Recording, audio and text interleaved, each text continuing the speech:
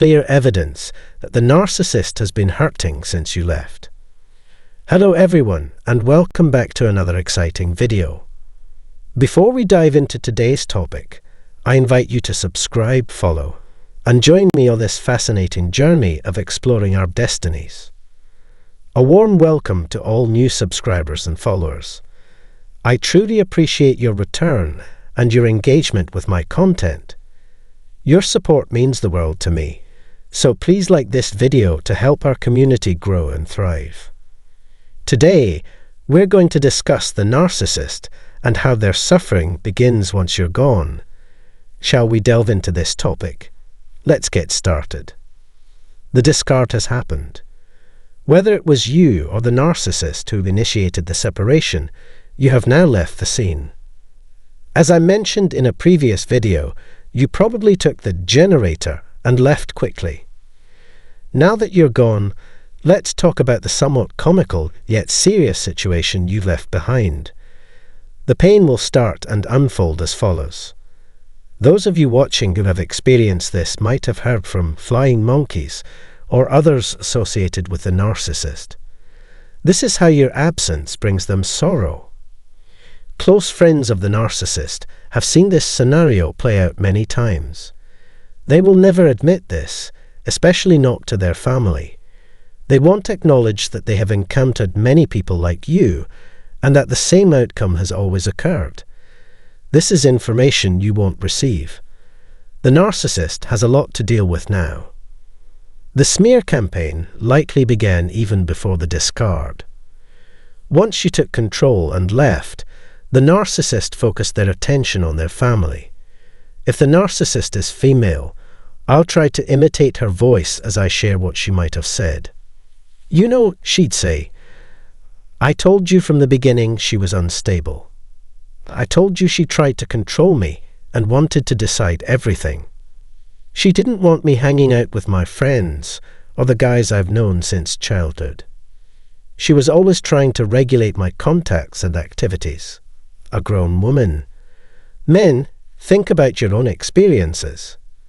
The female narcissist might have said these things to her family. "He didn't want me to see my girlfriends. He always thought I was doing something shady, seeing someone, or doing something behind his back. He wanted too much control." This is the story they tell to the flying monkeys. This is what they feed to their brigade and anyone who will listen. This is their version of events. All right, to everyone who wants to listen to this fool with a 10-cent crown, as one of our tribe members put it. That made me laugh. But seriously, this is their story. The suffering begins here. Remember, they've been through this cycle before. They've become experts at executing this strategy. They started the smear campaign against you even before the breakup. But they are strategic about who they smear your name to, right? They need those people they specifically chosen to trash your name to after the discard. These people were very vocal and opinionated during your relationship. You could say these people were your detractors, darling. They never liked you from the start, and you sensed it from their initial treatment. At first, they might have welcomed you and said, "Oh, she's nice, she's this, she's that." But as the relationship, or addictionship, with the narcissist began to fall apart, and you started noticing things that didn't add up, they turned to outspoken people. People who would say, "She's gorgeous." "Oh, she's educated, this, that." The same applies to men. Flip the scenario and apply it to your situation, my lords. So they approached these people and planted seeds of doubt, gradually tarnishing your reputation. Even before the discard, these individuals began to view you negatively. If you invited them to something, they'd often say, "Oh no, we have other plans. We can't make it that day. We're busy with this and that."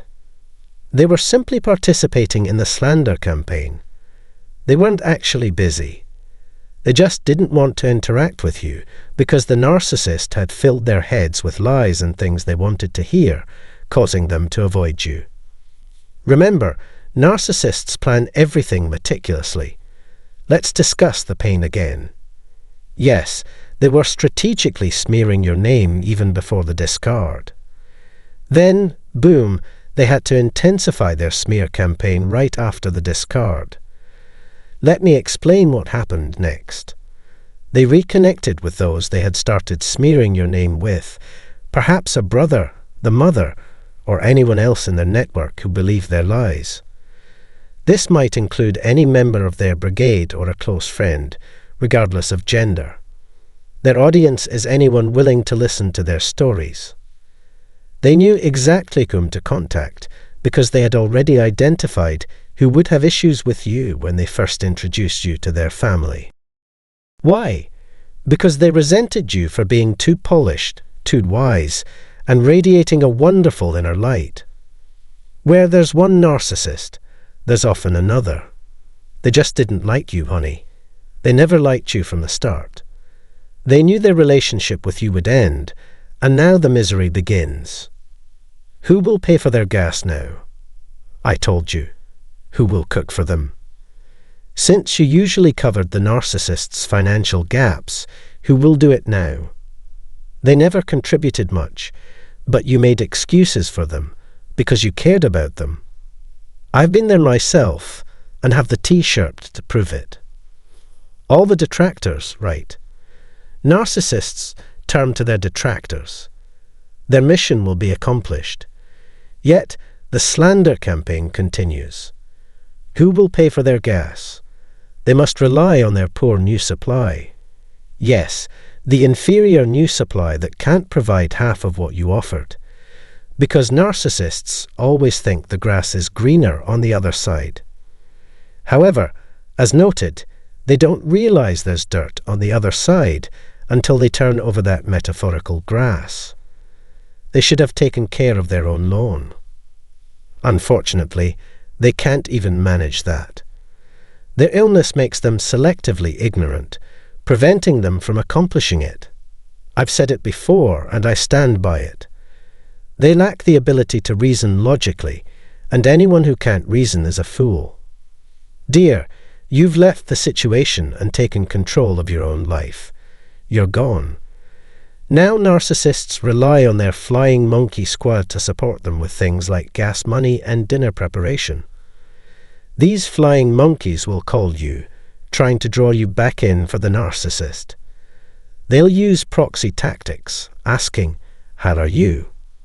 He or she told us everything, and we think you too should talk or reconcile because it's sad to let things end. The kids are involved, so you might need a few days to mull things over and try to resolve them. A few days to decide what? To return to chaos. No, I disagree. Return to what you left behind. You may be in extreme pain and feel like you've lost part of your soul, but let me tell you, it's better to suffer now and let go than to return to that chaos. After you move on, the real agony begins for the narcissist because their new supply doesn't meet their needs. The new supply can't fulfill the narcissist's needs because their appeal fades once you leave. They were enjoyable while you were the main supplier, meeting all the narcissist's desires. Thus, while you worked hard to support the family, they enjoyed themselves. These people rarely work, and if they do, it's a low-paying job that couldn't sustain an adult, let alone a family. You took on all the responsibilities while they betrayed you at work and came home to smile at you. Now, my dear, the narcissist and all those flying monkeys must fill the void you've left, causing them misery. You'll start getting calls suggesting you talk, or maybe you already have. You know what? If you receive that call while watching this video, tell them, "Listen, I've reached a point where I'm not going to engage in any discussions with someone who I know didn't care about me. Looking at the situation, it shows they never cared about you. They saw a monster, a complete tragedy, and said nothing. Why listen to that person now? They're just trying to lighten their burden and put it back on you. No thanks. Keep it. I've reclaimed my life, and I'm moving forward. You can keep the chaos. Let them deal with it the way you found it. Okay. Since you've moved on, the pain has started for them, and they're tired of the narcissist and want someone else to handle them. This is the reality. They must compensate because the new supply never had what you had, my dear. Never had your charm or charisma. They couldn't handle it like you. The new supply was likely another inverted or covert narcissist. I call it a recycled pigeon, not a new supply. They typically get that. After you leave, my dear, the suffering begins. Let them handle that bird over there. Let them suffer because they didn't care when you complained about their family's questionable actions. They were uncaring. Instead, they rushed to the narcissist to report everything you said. They should face the consequences of their behavior. Stay away now that you've moved on. You already know to raise your frequency and vibe. Maintain your intuition and discernment. I always say to max it out. Only by turning it up will you escape these people. You're not their priority. Remember that. Their agony begins after you leave. Keep them suffering with those flying monkeys and that new supply. No more. Please stay blessed and highly favored, and I'll see you in the next video. Before you go, please like this video if you found it helpful. Leave a comment below with your opinions or experiences, and share it if you believe it could benefit someone else. Finally, subscribe to our latest content if you haven't already. Do you feel caught in narcissistic madness? Do you want to humble them and break their power? I have a treat for you. Today, we'll discuss 8 ways narcissists go crazy. Self-absorbed people will be shaken by these unexpected reactions. But hold on. Hit the subscribe button and turn on the notification bell before we get into the exciting details. Why? I'm creating a wealth of life-saving content, and you won't want to miss a single update. But note this. Please note this disclaimer before we begin this thrilling voyage. If your narcissist has physically abused you or your family, disregard these advice. Your first stop should be your local domestic violence center. If not, prepare for these 8 amazing recommendations that will completely unsettle a narcissist. Are you ready to see their entitled, cruel ego sperm come together and drive them crazy? Can you give a narcissist a taste of their own medicine? How can I humble them or drive them insane? Today's video covers 8 ways to drive a narcissist insane. The narcissist was unprepared for these replies. Before we begin, subscribe and turn on the notification bell to never miss any video. New to my channel, welcome. I want to stress something important. Please do not use this video's advice if your narcissist has physically abused you or others. I recommend seeking support from your local domestic violence center. This may not apply to you, but let's look at 8 ways to drive the entitled and cruel narcissist insane. Number 1. Hoover rejection. The devaluation and Hoover phases are familiar to everyone who has been in a toxic relationship. The Hoover is the narcissist's game to get you back into their grasp for more cruelty. You've probably gone through this cycle several times. Rejecting the narcissist's Hoover will drive them insane. They've gotten away with their evil ways until now, but your rejection ruins their strategy. After chilling you or their new source with silence, they'll try to get you back for emotional support. Many mistake this for repentance and want to work on the relationship, but it's just another way to trap you in their narcissistic vortex. Rejecting their Hoover is a surprise that drives them crazy. Why refuse their offer? Their mental games and manipulations no longer work. They no longer fool you with remorse. Rejecting the Hoover shows you've moved past their emotional turmoil. Second, rejecting triangulation. The number 1 tactic narcissists use to gain control is making their target feel unwanted. When they're unhappy with the relationship, find a new supply source, or get back in, they use this method. They may say things aren't working out, or that they've found someone else to keep you in their deceptive web.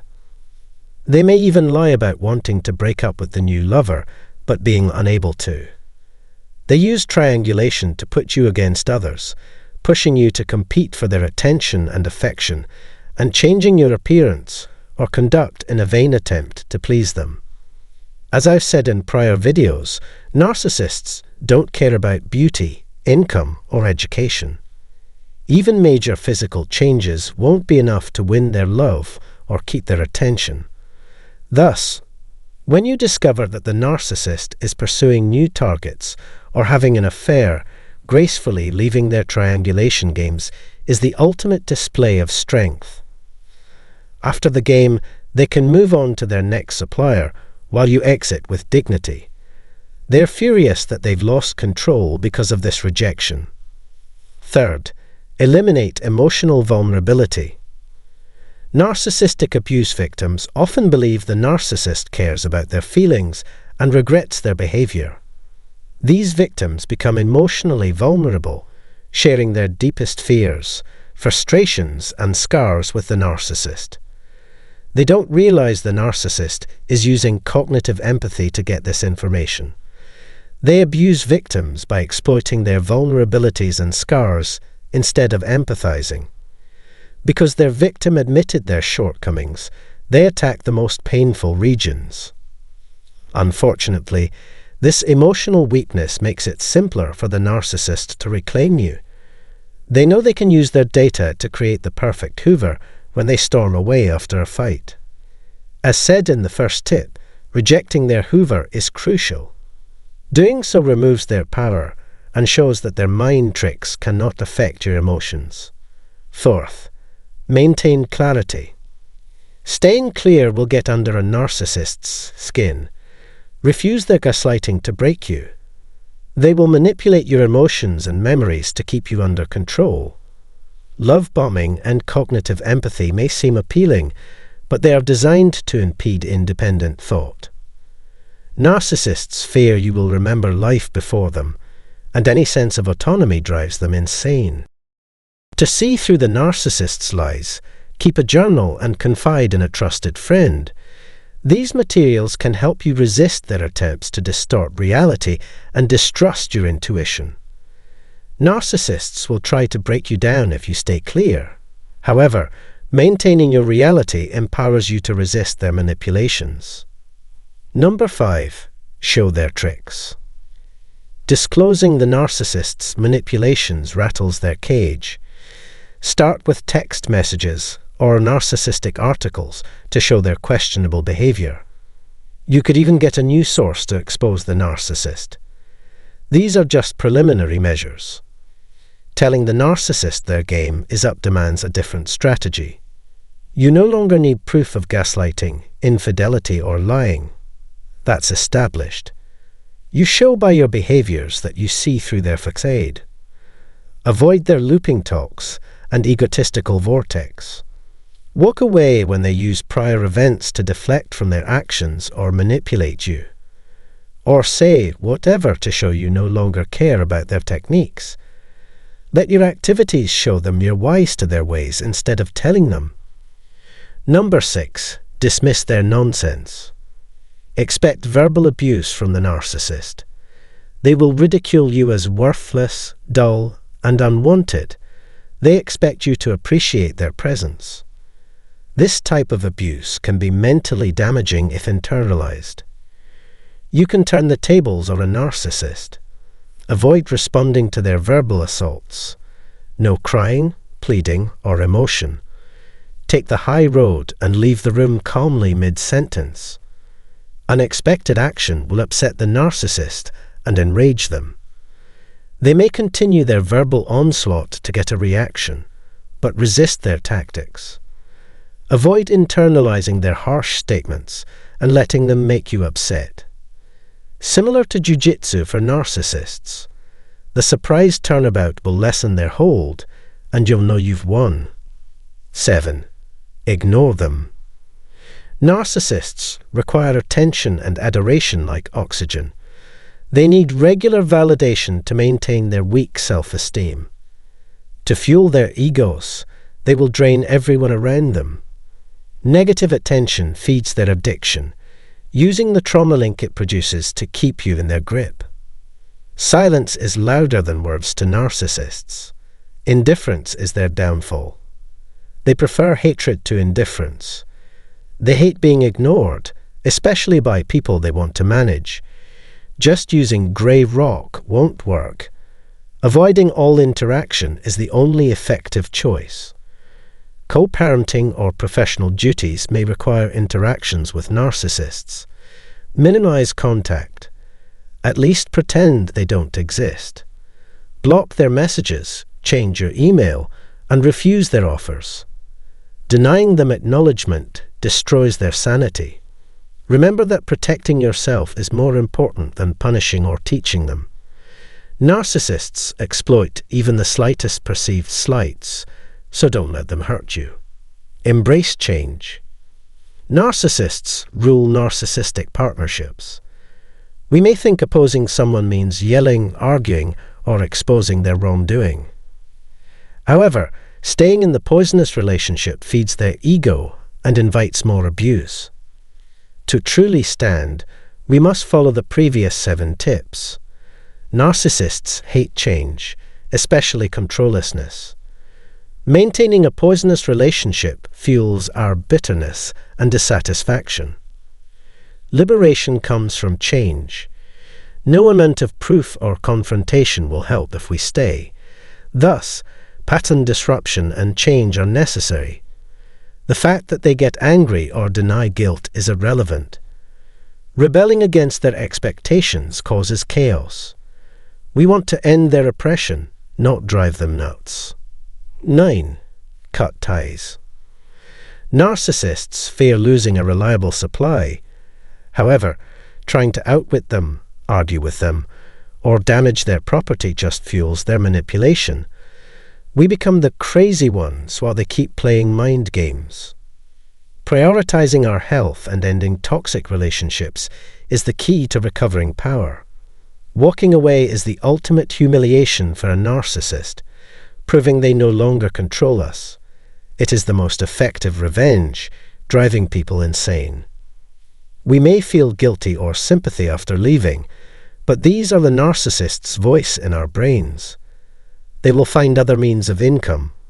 We are leaving for our own survival, not revenge. Staying with a narcissist destroys our mental health. The only way to stop the cycle is to choose ourselves and enforce no contact. If you found this advice helpful and want more healing tips, check out the video description links. I offer coaching and customized programs to help you. Further information is available on my website. Please like and subscribe to keep my videos in your stream. Today's video concludes. Thanks for staying to the finish. Until next time, take care.